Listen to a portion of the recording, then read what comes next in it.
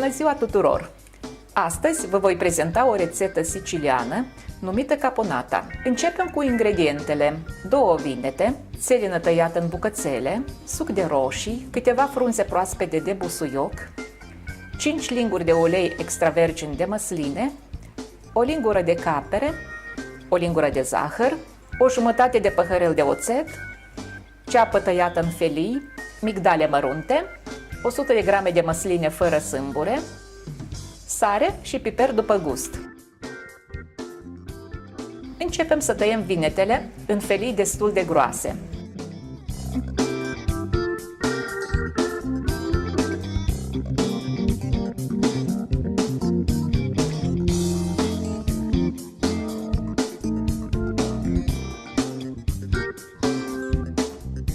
Vom procede ca și până acum în alte rețete cu preparate din vinete.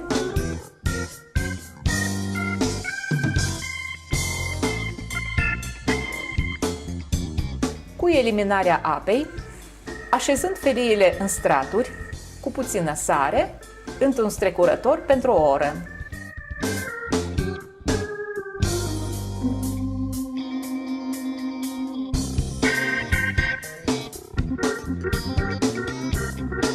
După ce au eliminat excesul de apă, le vom clăti cu un pic de apă și le vom usca cu puțină hârtie Scotex.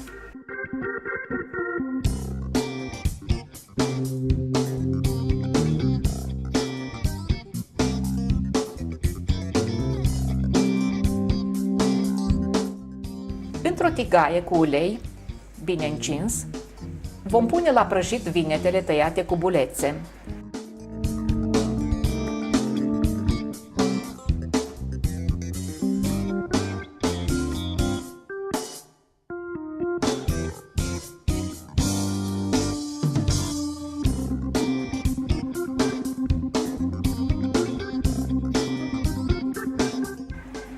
Punem o cantitate însemnată de ulei. Frigem vinetele până vor începe să se rumenească.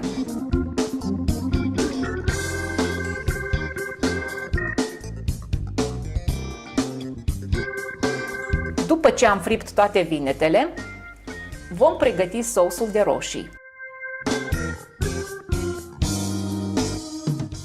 Punem cratița la foc cu vreo 5 linguri de ulei extra virgin de măsline. Adăugăm ceapa tăiată mărunt,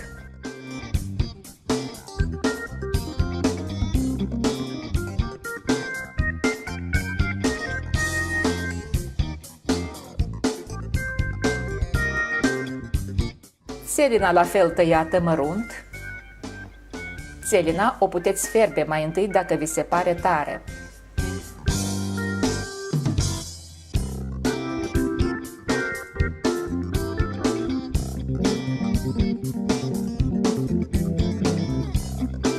Le prăjim până începe să se rumenească.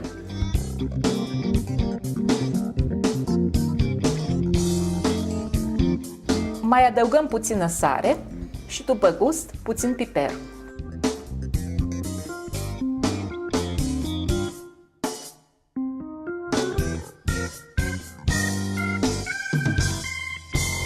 În sfârșit mai adăugăm caperele.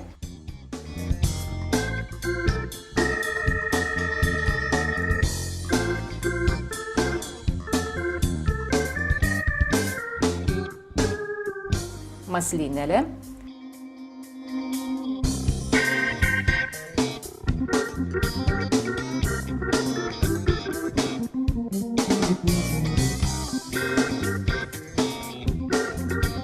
sucul de roșii,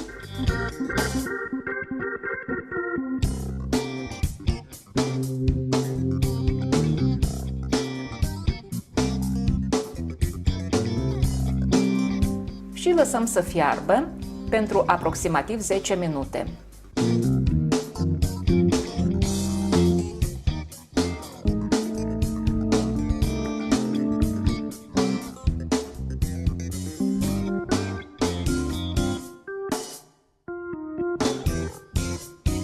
În timp ce fierbe, adăugăm câteva frunze de busuioc și în cele din urmă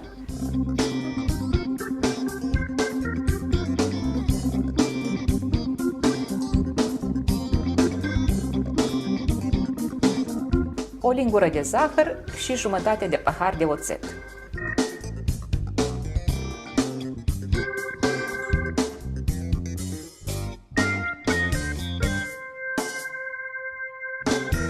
Mai fierbem puțin.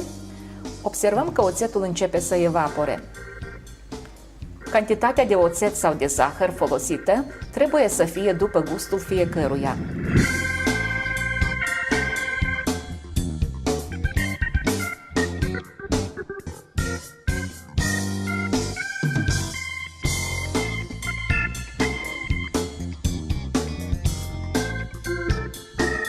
După 10 minute, adăugăm toate vinetele .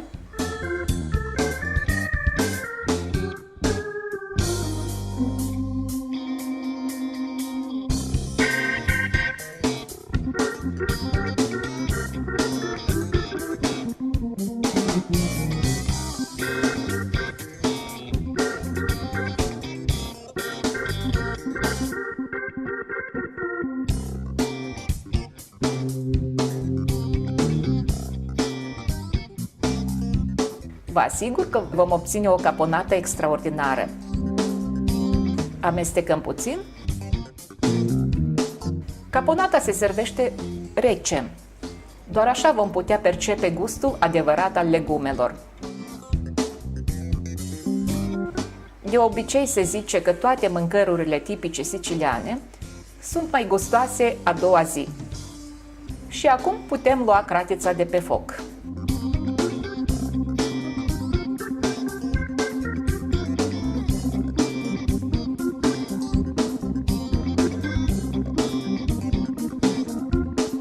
Și iată rezultatul final al rețetei noastre.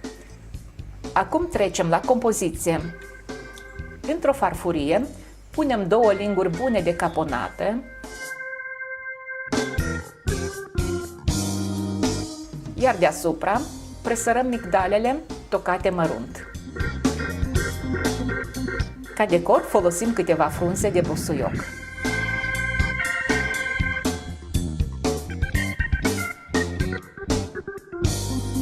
Și iată, caponata noastră este gata. Poftă mare!